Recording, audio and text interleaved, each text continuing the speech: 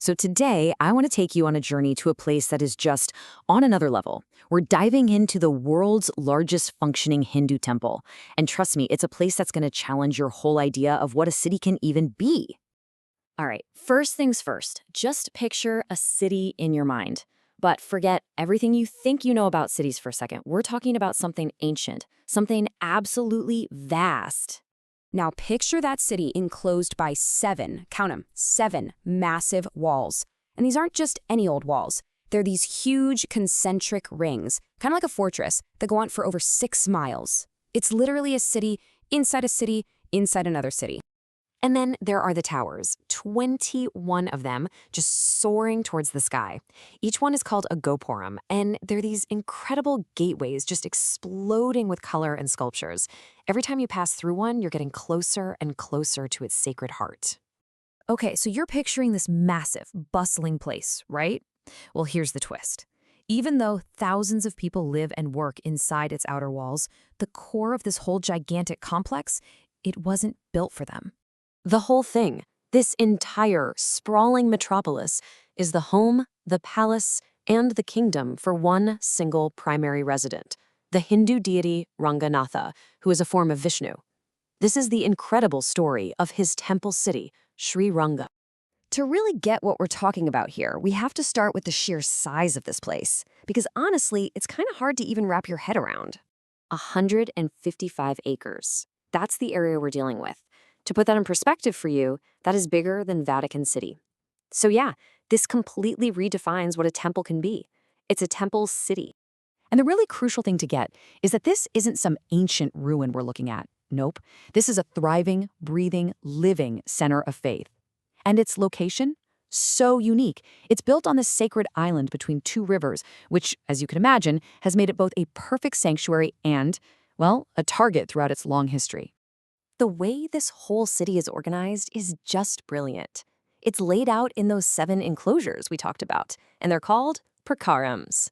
The outer rings are super lively, full of shops and homes, but as you walk inward, passing through each giant gateway, the vibe changes. It gets more and more sacred until you finally reach the golden-roofed sanctuary, right at the very center. You see those massive walls, and you start to understand. They weren't just for ceremony. This sacred city had to become a fortress. Its history is dramatic, and those walls were all about survival. I mean, the history of Srirangam is this epic cycle of creation, then destruction, and then rebirth. It was built up by the Chola kings, but then in the 14th century, it was brutally sacked by the Delhi Sultanate. They even stole the main processional idol. But just a few decades later, the Hindu Vijayanagara Empire kicked out the invaders and started this massive restoration project.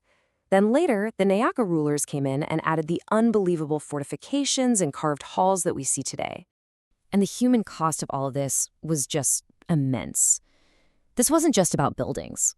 During one attack around 1323, tradition says that 13,000 devotees actually gave their lives to defend their sacred home.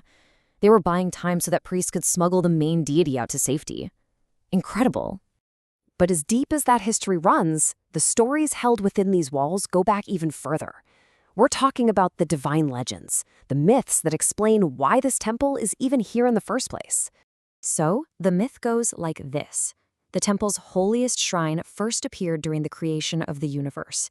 It was eventually passed down to Lord Rama, who gave it as a gift to his loyal ally King Vibhishana.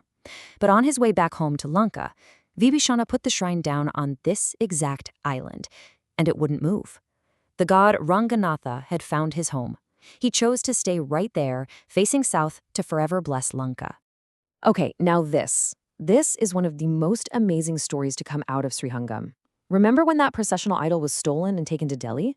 Well, the Sultan's daughter became totally captivated by it, treating it like her best friend. So a group of devotees went to Delhi, disguised themselves as performers, and very cleverly won the idol back. The princess was absolutely heartbroken. She followed the idol all the way back to Srirangam, where she collapsed and died at the temple gates. In her honor, she was actually deified, made into a consort of the god, known as Tuluka Nashyar. And to this day, this Muslim princess is worshipped as a Hindu goddess here, offered wheat bread in a beautiful symbol of love completely transcending conflict. And all of this, the history, the myths, brings us to what Srirangam really is today. And let me be clear, this place is no museum. It is one of the most vibrant, living, breathing centers of faith on the entire planet. I mean, the calendar here is just packed with festivals. The biggest one is Vaikuntha Ekadashi. It's a 21-day celebration where a special gateway, called the Gates of Heaven, is opened, and the whole temple is basically said to become heaven on earth. Then you have other festivals where the deity is covered in these spectacular diamond and gold armors or taken on these grand parades to visit his consort.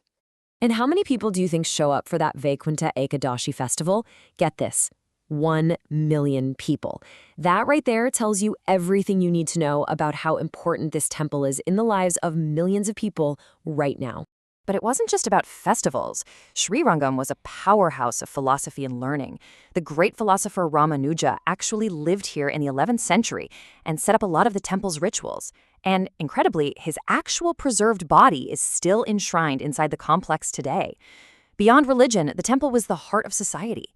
Inscriptions show that it ran hospitals, it ran free kitchens, it funded public projects. It was the center of life in every single way. So, as we wrap up this journey, you're kind of left with this big thought. You know, our modern world, we build our grandest structures for commerce, for power. We build skyscrapers. But here stands a city, just as monumental, just as enduring, that was built not for people, but for a god. It really makes you stop and wonder, what are we building that's truly meant to last? And what do we choose to build for eternity?